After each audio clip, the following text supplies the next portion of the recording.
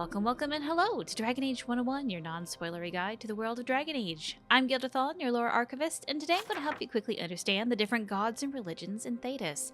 Now, please keep in mind if you have played the games before or want to skip the past entries and jump to Veilguard, you will want my Dragon Age 201 video over the same content linked below. Human beliefs. The main religion in Thedas is currently Andrastianism. The Chantry worships Andraste, the human bride of the Maker who sought to free the people from Tevinter and spread word of the one true god. She was martyred and is worshipped in almost all the nations in Thedas. The Chantry itself has quirks that vary between nations, however the Tevinter Chantry is completely different, with its focus on magic being the largest difference as compared to the Southern Chantry's disdain for it. Tevinter, however, didn't always worship Andraste or the Maker. Their main religion was the worship of the old gods. The ancient tribes of humans that would eventually make up Tevinter began to have dreams, and some began to claim they heard whispers from ancient deities. Eventually, these deities would be seen as dragons. The old god religion would largely be forbidden thanks to the Blights, as it was believed that the mighty dragons that rose to lead the Darkspawn and destroy the world were the old gods themselves, although tainted by the Blight.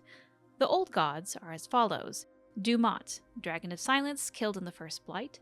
Zazakael, Dragon of Freedom, killed in the second Blight. Toth, Dragon of Fire, killed in the third Blight. Andorol, Dragon of Slaves, killed in the fourth Blight. Erthemiel, Dragon of Beauty. Razakael, Dragon of Mystery. And Lusakon, Dragon of Night. Outside of these, there are plenty of spirits and gods that different human tribes worship. The biggest in this series so far are the Avar gods, worshipped by the Avar, a human tribe in Ferelden, and whatever is going on in Ravain, which we know very little about. Elven beliefs.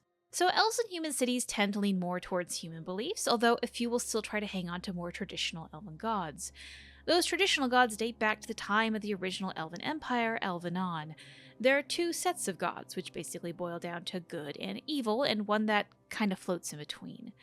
The main elven gods are as such: Elgranon, the All-Father, god of vengeance, and the sun; Mythal, the All-Mother and great protector; Dirthamin, god of secrets and knowledge; Valendin, god of fortune, guide, and friend of the dead; Selais, goddess of the hearth; Juné, god of crafts; Andruil, goddess of the hunt; Gilinon, goddess of navigation; and Hala.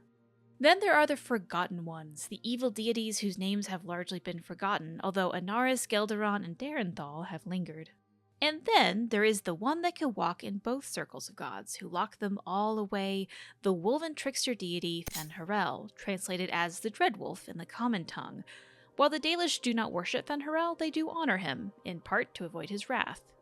Dwarven beliefs. Similar to the elves, the dwarves who go to live on the surface can adopt more human religions, but to those that still live in traditional dwarven taigs, their belief system is largely the worship of their ancestors and the stone. In dwarven society, they believe that their kind came from the stone. It surrounds them, it protects them, they are her children. When they die, they return to the stone, being buried in the rocks. Individuals who have done something extraordinary are believed to strengthen the stone and are called paragons, and are almost worshipped even when they are still alive. Qunari beliefs. The Qun is not technically a religion, but a belief system. In our current understanding, the Qun does not worship any gods and even goes so far as to forbid it. The Qun as a system is a bit complicated, but largely can be summed up like this. The Qun dictates all aspect of Qunari life. Strict adherence to its teachings is put before any concept of individual freedom. Those living under the Qun do not have personal names, but rather refer to themselves as their job titles. However, that is the ideal. We are told that unofficially, nicknames are popular amongst the common folk. Qunari not of the Qun were said to have prayed to animus gods, but we do not know them, and it's unknown if these religions have lasted the test of time. And that, my dear Dolens, are the main religions in Thedas. If you would like to learn more about certain subjects, I've linked a playlist below with more comprehensive videos on a wide variety of subjects mentioned here.